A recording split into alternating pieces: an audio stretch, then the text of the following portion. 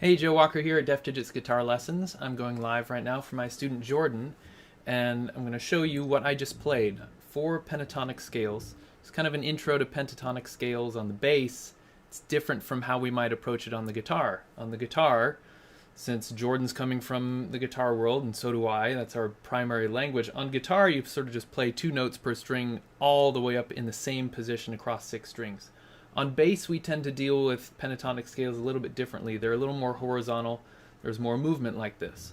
So let me switch over to some tablature and I'll show you these 4 introductory scales.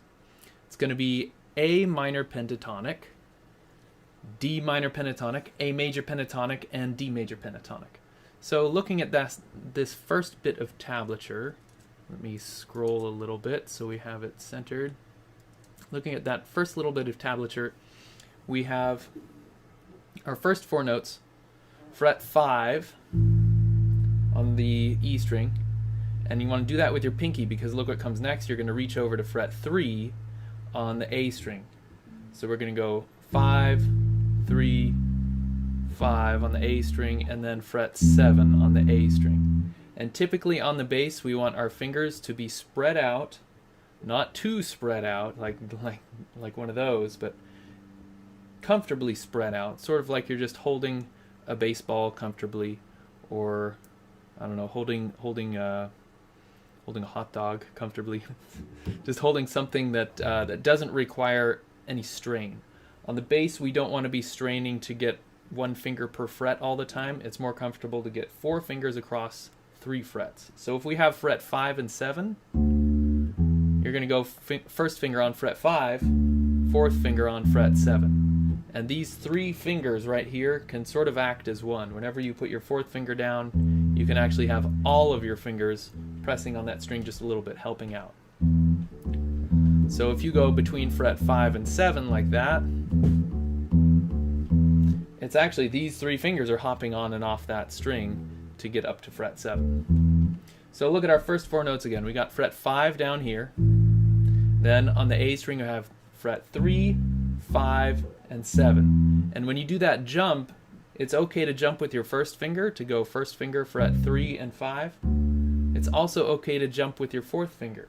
So you go fret 3 with your first finger, 4th finger on fret 5, and then do the jump here up to fret 7 with your 4th finger.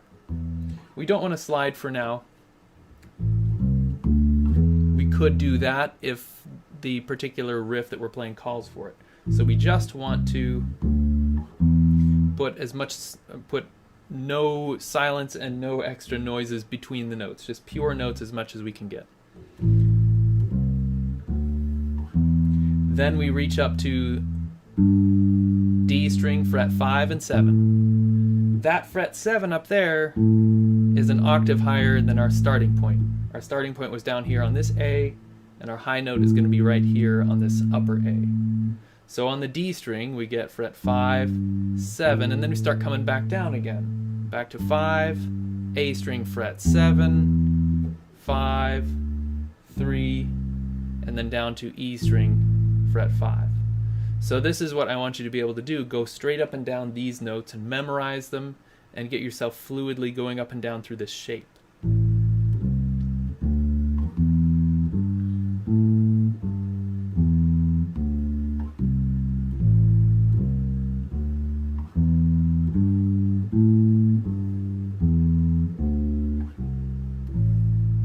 I played it a little bit differently from the way it's written there. It's written to have a half note on the very last note. You can stop there if you want to, but you can also just repeat it once you get back down to this low note. So try to get to the point where if you're playing through a tune and an A minor comes up, you can hit that A minor root note and then you can go a little fill like that from the low root to the high root. And plus this scale is going to get used on a lot of bass riffs that you might play as well. So high root, down to the low root up to the high root. Also notice that we've got the power chord in here. I've talked with Jordan about the power chord before. Coming from the guitar, we have those 3 notes right there, A, E, and A. If our A is the root, the 1, the 5, and the 1. We play them separately on the bass. So you imagine those notes are there, We're not making any kind of power chord shape in the left hand, but we're hitting those notes. Here's the low root right there, and there's the 5 right there, and there's the high root. So if you're playing around with this scale,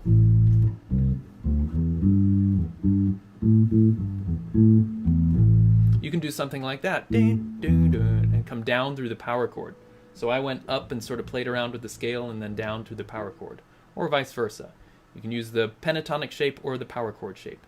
We're going to see that again and again right now. So I'm going to scroll down a little bit to the next one. We've done all the hard work already. So now we're going to do the D minor pentatonic, 1 octave. We're going to start 5th fret on the D string now. And again, we have to reach back to the 3rd fret right after this. So we're going to do pinky on the A string. Did I say D string? A string, 5th fret. D string, fret 3, 5, 7. G string, 5, 7, 5. D string, 7, 5, 3. A string, fret 5. That's the same shape that we just played. Now everything's just 1 string higher. So that's our D root right there, and that's the high D root. Those are the octave apart. So we've got the low root up to the high root down to the low root. So again, try to get to the point where you can play up and down through the scale. Make it nice and fluid, and notice the power chord embedded inside it.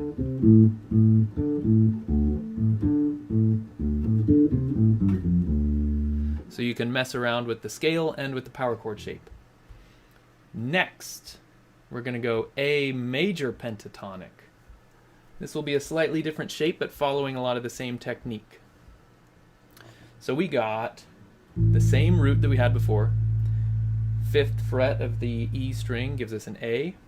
And we're going to go fret 5, 7, 9 on the E string. Now we're going up to A string 7 and 9, and then D string fret 7. That's our top note.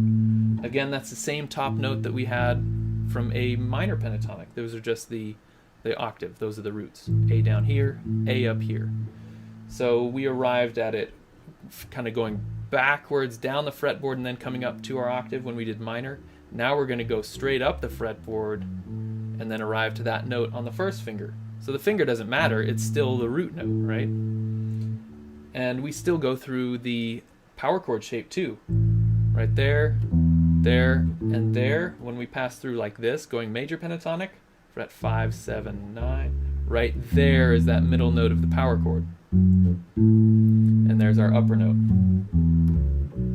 So again, try to get to the point where you can go up and down through this scale.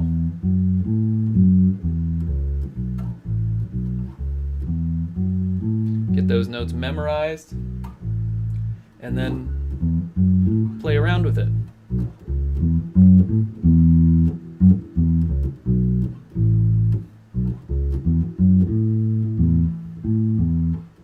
And play around with that power chord shape inside it. Next, last one, we're going to D major pentatonic. We're going to follow that same pattern. Start with D, 5th fret in the A string. We're just going to go 5, 7, 9, 7, 9, and 7, and back down. 9, 7, 9, 7, 5.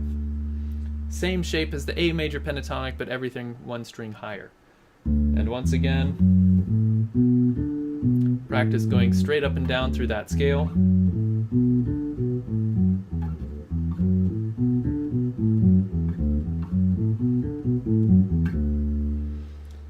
And mess around with it.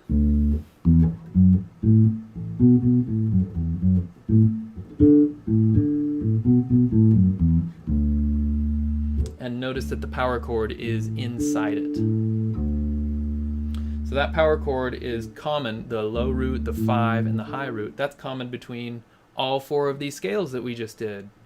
Major pentatonic, minor pentatonic, wherever you put it, you're going to see that power chord inside it, and those are going to be your money notes, the ones that you can emphasize when you're just improvising on it, making your own riffs, or when you are playing stuff, when you're playing riffs that you've already learned, or you're learning new stuff, try to notice when you're using one or the other of these scales, because you're probably always going to be in major pentatonic or in minor pentatonic if you're playing rock stuff.